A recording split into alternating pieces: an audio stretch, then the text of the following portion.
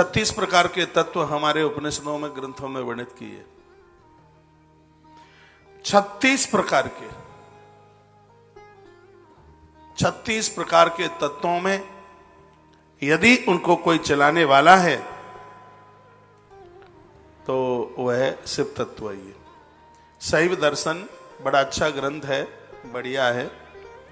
भगवान की कृपा से मैं परम वैष्णव हूं, लेकिन वैष्णव लोगों को तो महादेव को मानना ही चाहिए, क्योंकि वैष्णवानाम यथा शंभु, शंकर से बढ़कर के कोई वैष्णव नहीं है जो रामकृष्ण को बहुत ज्यादा मानते हैं। रामकृष्ण को मानने वाले शिवद्रोही हैं।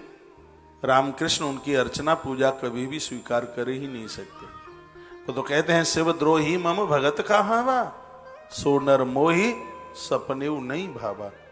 मेरा भगत और शंकर का द्रोही, उसको मैं कभी स्वीकार नहीं कर सकता। तो शैव दर्शन में 36 तत्वों का वर्णन किया और कहा कि ये 36 जो तत्व हैं वो 3 में समाहित हैं, शिव तत्व, विद्या तत्व और आत्म तत्व। इसमें भी सर्वोच्च है तो वह शिव तत्व है। शिव तत्व में शिव तत्व और शक्ति तत्व का अंतर्भाव है। जो आप ये शिवलिंग देखते हैं, जो जलेरी होती है जहां पानी गिरता है, वो प्रकृति है। जो पिंडी है वह पुरुष है। प्रकृति और पुरुष के ही द्वारा तो ये सब कुछ चल रहा है। यह शक्ति विश्व का सृजन, पालन और संहार कर रही है। शिव तत्व के द्वारा हम और आप शक्ति को प्राप्त कर रहे हैं। ये महादेव की जो पिंडी है, शिव पिंडी और जलहरी, ये ही इस सृष्टि को सब कुछ प्रणानित कर रही है। वैज्ञानिक लोग भी मान गए हैं कि शंकर की पिंडी में एक ऐसा चुंबकत्व आकर्षण है, इतना उसको छूते ही पूरे शरीर में वाइब्रेशन होता है, एकदम शक्तिपात होता है। जैसे बिजली का तार लगाते यदि बल्ब लगा हुआ है तो बल्ब जल जाता है एकदम। शिव पिंडी से हाथ लगाते ही नकारात्मक ऊर्जा समाप्त होती है।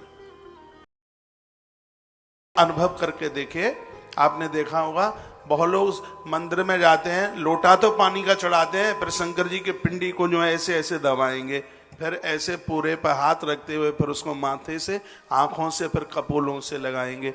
ये शक्तिपात, ये इसमें एक बहुत बड़ी ऊर्जा है।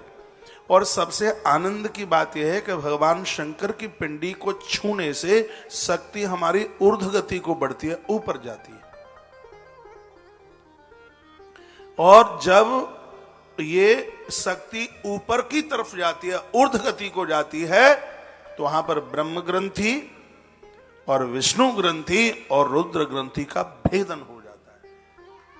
और जब उन तीनों का भेदन हो जाता है तब व्यक्ति, वह मनुष्य शिव तत्व का अधिकारी हो जाता है। और जब वो शिव तत्व की पोजीशन में जाता है तो उसको वो शक्तियां मिल जाती हैं कि गलत रास्ते पर पांव रख रहा होगा तो वो शक्तियां उसको रोक लेंगी, इधर मन जाओ। साधुओं के पास हम जाते हैं, गुरुजनों के पास जाते हैं और हम ऐसी अभिलाषा करते हैं कि उनका हाथ हमारे सिर के ऊपर पड़ जाए, उनकी दृष्टि हमारे ऊपर पड़ जाए, क्योंकि इन महापुरुषों के पास में शिव तत्व है, इनकी ये ग्रंथियां खुल चुकी हैं।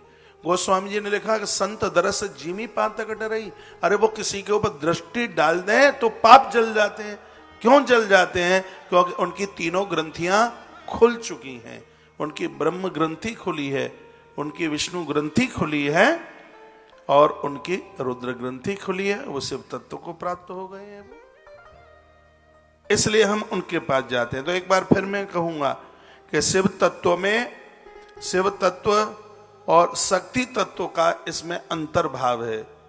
और जब ये दोनों मिल जाते, यानी जलहरी और शिवलिंग की पिंडी, ये दोनों आपस में मिल गए हैं तो शक्ति ऊर्ध्व गति को प्राप्त होती है। वहां शक्ति का पतन नहीं होता। फिर लोग ब्रह्मचर्य जीवन जीते हैं, ब्रह्म संयमित जीवन जीते हैं। फिर उनकी जो शक्ति है वो सृष्टि के सृजन में, सृष्टि के निर्माण में, उसके पालन में और उसके उद्धार में वो शक्ति लगती है।